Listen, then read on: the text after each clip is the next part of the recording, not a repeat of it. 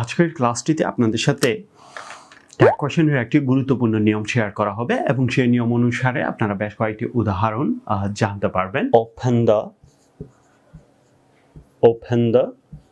Door, open the door.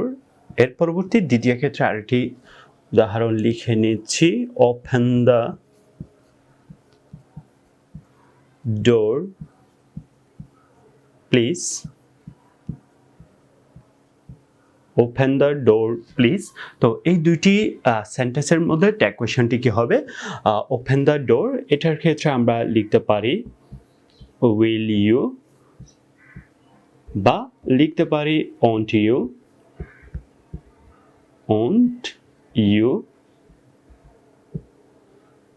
Will you বা won't you এটি। এর পরবর্তী ওপেন দ্য ডোর প্লিজ, এটির ক্ষেত্রেও আমরা চাইলে লিখতে পারি উইল ইউ বা লিখতে পারি ওন্ট ইউ।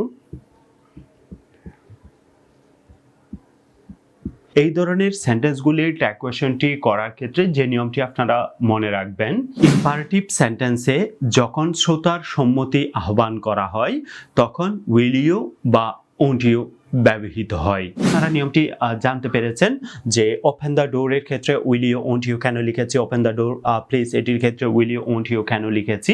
তো এটি একটি ইম্পারেটিভ সেন্টেন্স। তো অবশ্যই নিয়মটির মধ্যে বলা হচ্ছে ইম্পারেটিভ সেন্টেন্সের মধ্যে শ্রোতার প্রতি যদি আহ্বান করা হয় তাহলে সেক্ষেত্রে আপনাকে উইল ইউ বা ওন্ট ইউ ব্যবহার করতে হবে। উইল ইউ ওন্ট ইউ ব্যবহার করার ক্ষেত্রেও একটু ভিন্নতা রয়েছে। আপনি চাইলে এখানে উইল ইউ লিখতে পারেন, চাইলে ওন্ট ইউ লিখতে পারেন।